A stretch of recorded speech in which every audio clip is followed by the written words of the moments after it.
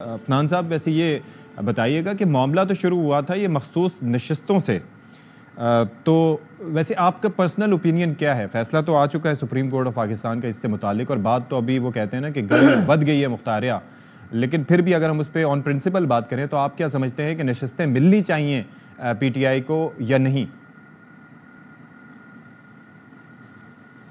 جی بسم اللہ الرحمن الرحیم.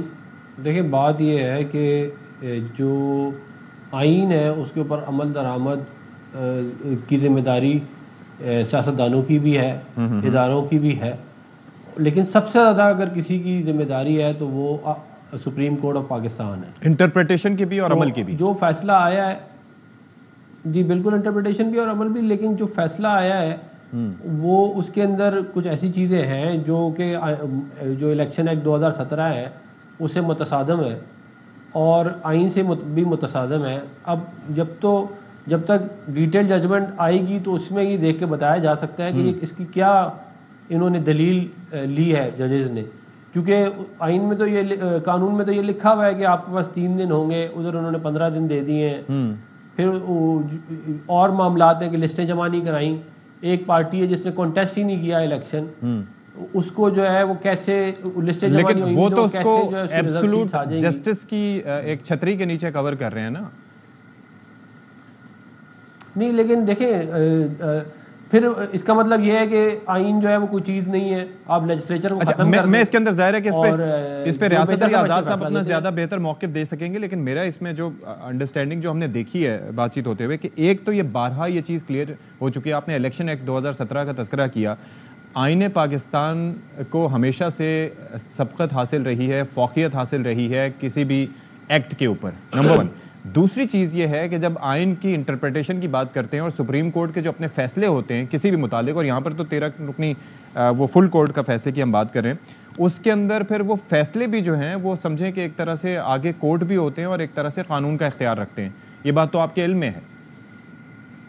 You disagree with that؟ نہیں دیکھیں ایکٹ کے اوپر کانسٹیٹیوشن کی پریسیڈنس ہے، اس میں کوئی شک نہیں ہے، لیکن ججز قانون نہیں بنا سکتے. اس کی انٹرپریٹیشن کر سکتے ہیں، اس کی ایکسپلینیشن دے سکتے ہیں، لیکن قانون نہیں بنا سکتے. ورنہ تو پھر آپ لیجسلیچر کو ختم کر دیں. آئین کے اندر ہی لکھا ہوا ہے نا کہ لیجسلیشن کا کام جو ہے وہ سیاستدانوں کا ہے، وہ لیجسلیچر کا ہے. اسی طرح عدلیہ کا کام وہ ججز کا فیصلہ دینا ہے، آئین کی انٹرپریٹیشن کرنا ہے. انتظامیہ کا اپنا کام ہے. تو اگر تو اس طرح ہو کہ پھر تو یہ وہ والی بات ہوگی نا کہ 63A کا پہلے فیصلہ دیا اور اس میں کہہ دیا کہ جی پارٹی کا جو ہیڈ ہے وہ ڈسکوالیفائی ہوتا ہے کیونکہ اس کو میاں نواز شریف صاحب پارٹی کے ہیڈ تھے. اچھا. اور پھر بعد میں جو ہے وہ کہہ دیا کہ پارلیمانی لیڈر جو ہے اس کی چلے گی پنجاب میں جب معاملہ ہوا.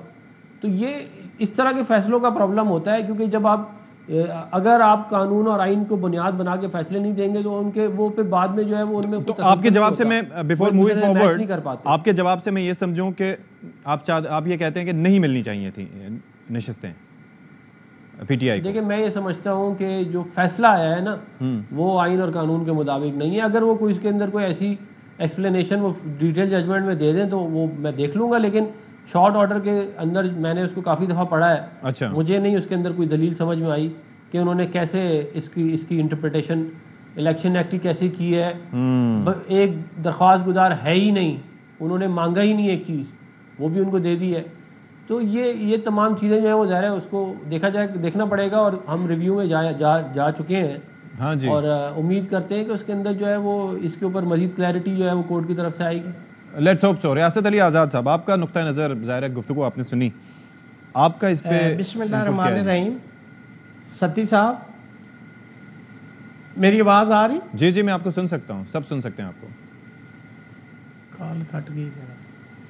ہیلو.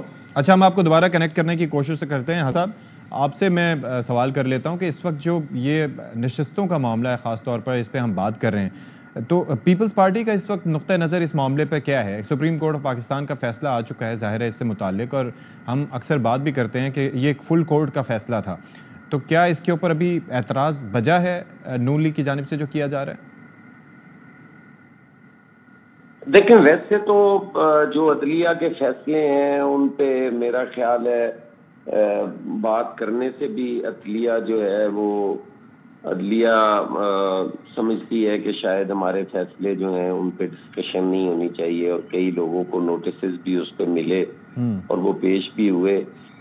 دیکھیں جس طرح ابھی آپ کی گفتگو ہو رہی تھی اور جو میں سن رہا تھا یا سمجھنے کی کوشش کر رہا تھا، تو سینیٹر صاحب میرے خیال میں یہی بات کر رہے تھے کہ وہ جس جماعت نے سیٹیں مانگی ہیں اس کی جو اپنی عددی اکثریت ہے وہ اس ہاؤس میں کتنی ہے، تو اسی بنیاد پہ وہ یہ باتیں ساری آگے پھر ہوتی رہیں کہ اور جو سزا عدالت سے کی نہ جائے اس پہ وہ عدالت ریلیف کیسے دے سکتی ہے۔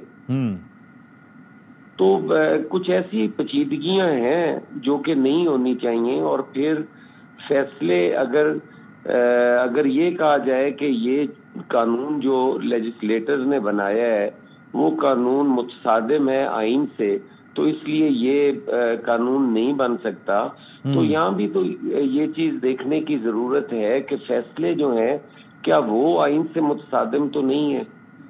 نہیں تو ظاہر ہے، میں حسن صاحب دس از ویری انٹرسٹنگ اسٹیٹمنٹ، لیکن بات یہ ہے کہ آئین کی انٹرپریٹیشن کا اختیار ایک واحد ادارے کو ہے، اور وہ ادارہ ہے سپریم کورٹ آف پاکستان کا، تو اس کے بعد یہ کون ڈیسائیڈ کرے گا کہ متصادم ہے یا نہیں ہے؟ تو یہ کام ہی سپریم کورٹ ڈیسائیڈ کرنا، بتانا۔